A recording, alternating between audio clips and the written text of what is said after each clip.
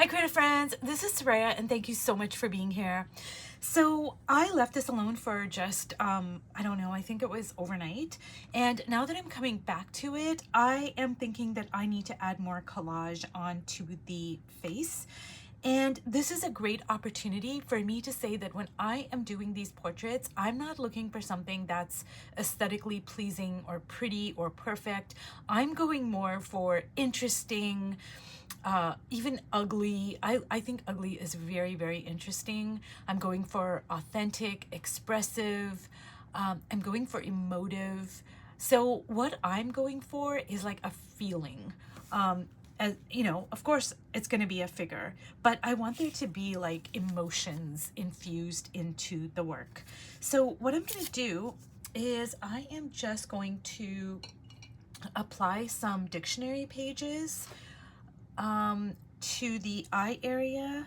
Like, I'm just gonna kind of like, well, I don't want to cover up the blue, but I'm just gonna like build up my face with collage, I guess. I think I'm gonna go for some tea bags as well.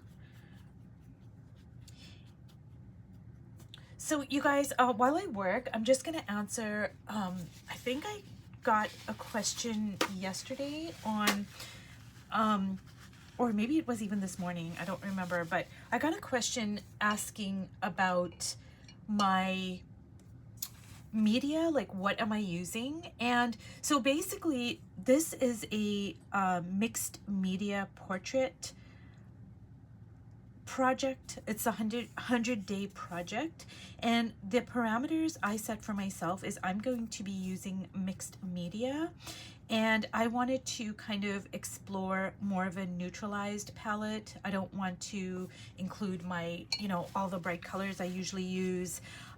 Like I set some very specific parameters for myself, and I don't know if I'm gonna stick with that same kind of like feel for the whole 100 projects. Like halfway through I might go, you know what, I want to add some you know, bright colors to the mix.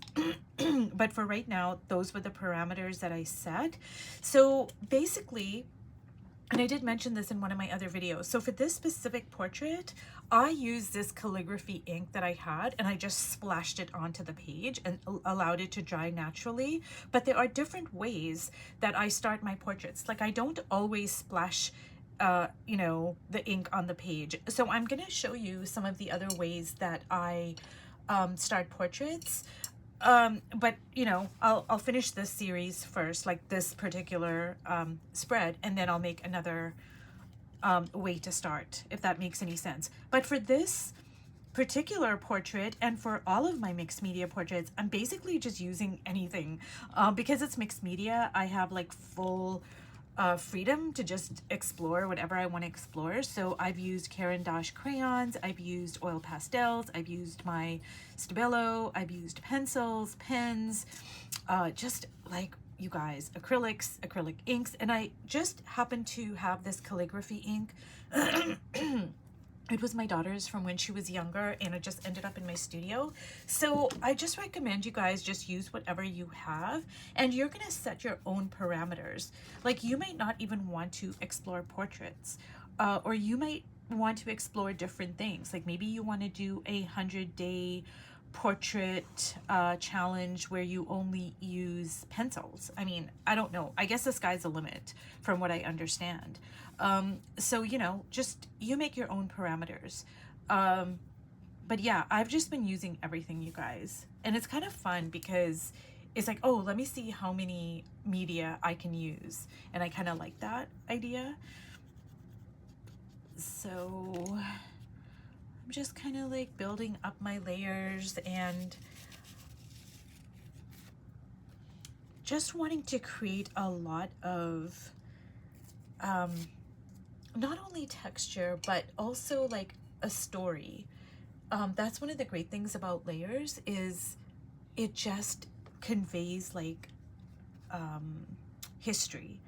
You know, the history of the page, the history of you know, the first layer, the second layer, the third layer, and then if you're going to be adding collage and text, there's really no limit as to how you can tell your stories.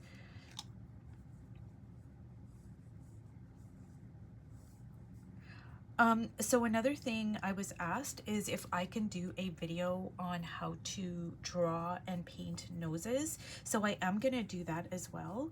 So I really appreciate it when you guys give me ideas for future videos, because then that tells me that, you know, there's an interest for it. And then generally I think, okay, if one person has this interest, then, you know, there are other people that have it as well. So I really appreciate that. So if you guys have like videos you want me to do, then just let me know. And if I'm unable to do it because like I don't know how to do it, then I will tell you guys that. I won't like make a video and then I go, you know, without knowing what I'm doing. But, you know, maybe I could point you in the right direction and say, hey, I don't know how to do this, but, you know, there's this other artist that is really great, and here's their name, etc.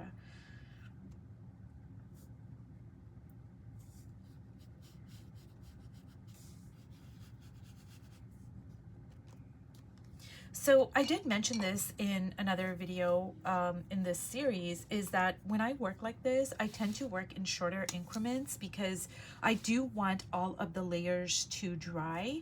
So now what I'm gonna do is I'm just gonna like, so I'm just gonna write down stuff. And basically, you guys, when I'm doing this, it's either one of two reasons. It's to, like, just say I'm journaling, I'm doing my morning pages, so it's just to get stuff down, and it's a great way for me to incorporate my journaling with my art.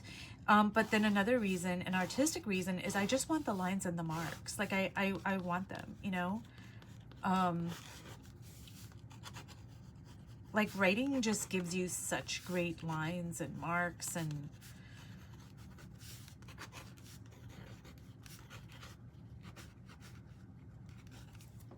I just love incorporating it into my art.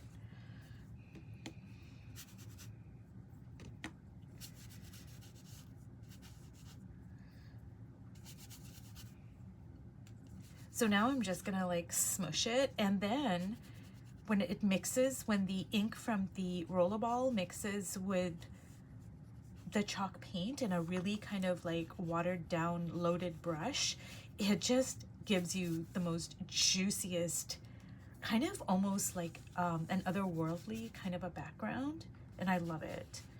Now the trick is that I have to let this dry naturally.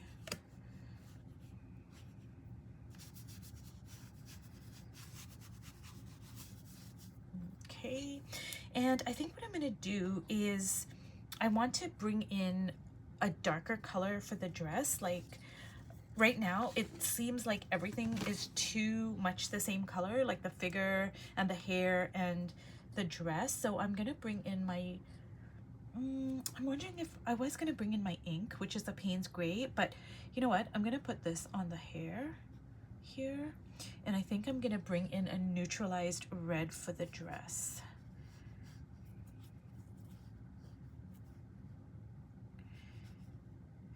And the great thing about creating lots of layers, you guys, especially with the hair, for instance, I'm just going to use the hair as an example, is that like when you first start painting, oh, well, I'm going to talk about me. So when I first started painting like many years ago, like, you know, you look at the hair, for instance, and you read it as like, just, I'm going to use this as an example. So I'm looking at this hair and it looks like black hair. So when you first start painting, like I thought, oh, well, you paint the whole hair, everything, as a solid field of black. But that is not true. Once you start painting and painting and painting, you realize that actually, even though it's black hair, there are so many other different colors that are in the mix. So I'm gonna bring this up closer, and I gotta be very careful because I don't want these petals to, like, you know, go in the wrong way here. But if you look at that hair, right, like look at all the different colors in that hair, but it still reads as black hair. And that is true of anything. It's true of the face. It's true of like clothing. It's true if you're doing a still life. It's true of anything. It's the one, I think it's one of the main points in a very succinct way that totally changed the quality of my art, is to realize that just because something is black, like the black hair, it's not black entirely. Like there are so many different colors and textures and all sorts of different, you know, you can like, I can take this Stabilo pencil in blue and I can kind of like smush it in here, right? I can kind of go like so. And actually this here is some of that blue ink that I initially laid down. But when I look at this hair, it's still going to read as black. So I'm gonna do the same thing for this. So what I'm gonna do is I'm going to turn this dress into a neutralized red, but see, I'm gonna keep some of the paint that's already there. The dress is still going to read as red, but it is going to be like, let me bring this up closer here. Okay, I just want to neutralize it because that was a parameter that I set for, you know, my portraits. Okay, so when you look at it, right, like look at the dress, okay, there are lots of different colors in there. It's not just red, but it's going to read as red. The mind is going to fill in like that this is a red dress, right? But this makes your art really interesting and it takes it to a whole new level. And what you can do is you can go, like when you go to a museum, you know, look really, really closely at parts of the painting, like dissect parts of the painting. And so just say there's a black dress, really, really look at it. And you will see that it's generally, it's not like a solid layer of black. There's tons of colors in there, you know, and depending on the lighting and whatever, even in photorealistic art, the same holds true. It probably holds true, maybe even more so. So I hope I'm making sense, you guys. If you don't understand something that I'm saying, if I'm not explaining it properly, please ask me and I'll clarify it. Okay, you guys, so I am going to allow this to dry because if I work on it, see these big puddles here, it's going to turn into a big mushy mess. So like I said, when I work like this, I do work in shorter increments because it just, I have to allow it to dry naturally. So if you've watched all the way to the end, thank you so much, and I will see you in my next video. Bye.